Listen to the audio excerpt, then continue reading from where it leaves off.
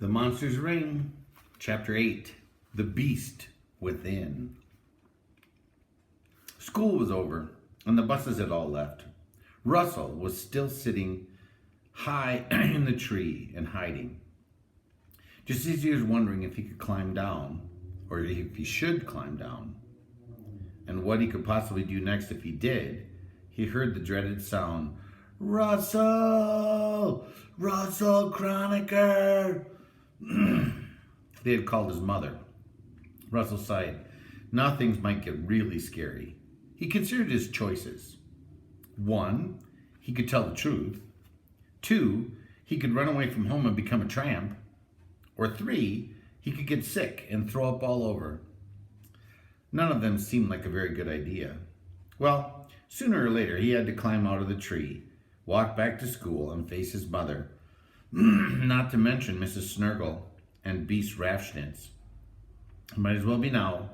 Moving slowly, he returned to the ground. Emerging from the woods, he spotted his mother standing at the edge of the playground. He perpetually worried. With that perpetually worried look was accentuated by her current upset over whatever the school had already told her. She caught sight of him, waved him, and hurried forward. "Russell, are you all right? Miss Snurgle called and told me some terrible story about you going crazy and causing a riot. The woman must be losing her mind." "My Russell," I said. "My boy caused a riot? I know you would never have done all these things," she said. Russell felt his fear begin to shift into quiet anger. Why couldn't he have done those things? He was no baby. He was just as capable of misbehaving as any other kid in school. But he didn't say anything. "It was that terrible Eddie, wasn't it?" continued Mrs. Croniker. "I'm going to speak to Mr. Rafschnitz about him first thing Monday morning. It's not right to have him after you like that. You're a delicate child. It makes you nervous." She paused for breath, then said, "Well, come with me. Mother will get everything fixed up." Russell maintained a stony silence, but he could feel an uncomfortable urge to lash out at his mother building inside him. His resentment at being babied was growing stronger with every word that she uttered. The school was empty. They stopped in the boy's room to pick up his clothing, and then in his classroom so they could collect his books. A pile of candy and a cupcake had been neatly arranged on his desk as a spoken message of forgiveness from Miss Snurgle. His mother shivered at the sight. "Throw that garbage away," she commanded. "Thank goodness you didn't eat it." Russell hesitated, then gathered the goodies and carried them to the trash can. The ride home was ghastly. Russell was on the verge of telling his mother exactly how he felt, but somehow he couldn't get started. It was as if his feelings and his words for those feelings were in a bottle, with a little cork on the top, but the cork wouldn't come loose. He hunched into himself and stared out the window. Inside, he felt stronger and braver and more ready to tell people what he thought than ever he had before. He just didn't feel brave enough to try it with his mother. It wasn't until later that night that he realized how weird the situation was. He had been dreading getting in trouble, and now he was annoyed because his mother was refusing to believe that he had done anything wrong. The next morning, Russell scrambled out of bed with unusual energy. It was Halloween, and he was impatient for the night, though the day had hardly begun. He sailed down the stairs and into the kitchen. Breakfast was ready. He took his place at the table. "I want to talk to you, Russell." He froze, a spoonful of oatmeal halfway to his mouth. His mother was looking at him intently. "About yesterday." He put down the spoon. "I talked to Jack's mother this morning," she said. "Jack told her that you really did act like a maniac in school yesterday." "Why did he say that, Russell?" Russell sighed.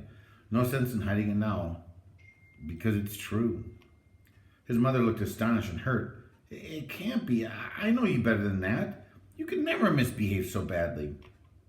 Russell felt his anger of the day before return. What did she think he was, a plastic angel? He thrust out his chin, about to tell his mother everything. Then he looked at her and saw how her eyes were pleading with him to say he hadn't done it. More to the point, they were telling him she wouldn't believe him if he even had tried.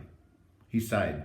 You're right, Mom. It isn't true. I don't know why Jack said that. I think he's mad at me. All the kids are out to get me. They all hate me. He was so convincing that he almost began to feel sorry for himself. There, Russell, said Mrs. Craniker.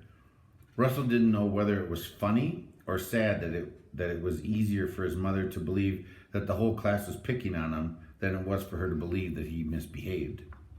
She put her arm around his shoulder and patted him. I'll talk to Mrs. Snurgle first thing Monday. Don't you worry. Mother will make it better. He paused, pushed away from her smothering embrace. I don't want you to make it better, he cried. Why won't you ever let me make something better myself? It was hard to tell which of them was more shocked. His mother looked at him with hurt eyes. Her lip began to tremble. Russell pushed away from the table and ran from the house. He plopped down in a little park about 2 blocks from home. Sitting beneath a large oak tree, he clenched his fists and began to pound the piles of dead leaves that surrounded him. He picked up an acorn and threw it. Why did his mother treat him like such a baby? He threw another acorn. How could he grow up if he never got the chance? He threw a third acorn. Ouch! Russell looked up. Not 10 feet away, standing astride his bicycle, was Eddie. He had a strange look on his face. Combination of anger, amusement, and could it be fear? He paused, then hopped off his bike and sauntered over to where Russell sat. That was some outfit you had on school yesterday, Craniker. Made you feel pretty brave, didn't it? Oh, go play in the road, Toad, said Russell. Eddie's face tightened, and Russell saw him begin to ball his hands into fists. What did you say, Craniker? You heard me, pea-brain. Go lick your finger and stick it in its socket. Russell nearly laughed out loud at the look on Eddie's face. It occurred to him that he was doing something very dangerous. It also occurred to him that he didn't really care. Eddie stepped closer. Russell stood up. For the first time he could remember, he had a fist with an intention of using it on someone. He had a feeling he was going to get pounded again, but this time he was going to pound back. Suddenly he wasn't sure he wanted to. Fighting was silly. He tightened his fists anyway and brought them up against his sides. He could feel a snarl creeping in his throat. This was exciting. Suddenly he wanted to howl. He had the urge to leap on Eddie with claws and fangs going all at once. That scared him. He looked at his hands, half expecting them to be sprouting fur. He took a deep breath, lowered his fist, and said, Look, Eddie, I don't want to fight. Of course you don't, sneered Eddie. You're a chicken. Bark, bark, bark, bark, bark, bark. He pushed Russell's shoulder. It wasn't a hard push, but it made something inside Russell snap.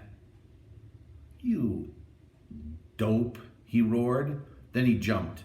Eddie's eyes went wide. He cried out in fear. Russell became a whirlwind of thrashing arms and flailing legs. Eddie toppled beneath his onslaught. Holding his enemy down, Russell opened his mouth to take a bite out of Eddie's shoulder. That's when the warning bell went off in his head. What am I doing? He cried in horror. Terrified now, not of Eddie, but of himself, he leaped to the feet and raced off. He ran for blocks, afraid that if he stopped, something awful would happen. At last, his body forced him to halt. Panting, gasping, he leaned against a building and let a question rage through his brain. What was that ring doing on him? He could think of only one place to go for an answer, Mr. L's magic shop. 3 hours later, baffled and exhausted, Russell had to admit that there was one problem with his idea. He couldn't find the darn place. After the first hour of searching, he had returned to the alley where he had played at being Frankenstein's monster the afternoon he had first found the shop. From there he tried to retrace his flight from Eddie, but somehow he kept getting turned around. He had just ended up back in the alley for the 4th time and was trying to decide whether to be frightened or angry when a small voice said, Hey, kid. Russell looked around. Down here, said the voice. On the trash can. He looked down. Standing on the lid of a battered metal garbage can were two rats. One of them reared up on his hind legs and said, "Are you Russell Craniker?" Russell stared at the creature in astonishment. "What's the matter?" asked the rat. "Cat got your tongue?" He slapped his sides in amusement. "Oh, that's a good one. Cat got your tongue. I'd kill me." "For heaven's sake, Jerome," said the other rat, a female, judging by her voice, "don't you think that joke is getting a little worn out?" "Ah, come on, Roxanne," said the first rat suddenly. "I was just having a little fun." She glared at him. Jerome sighed. Turning back to Russell, he said, "Okay, kid, you answer the question. Is your name Russell Craniker or not?" "What if it is?" said Russell wearingly. Now the female rat stood up. "If it is, then we have a message for you." Dun dun dun.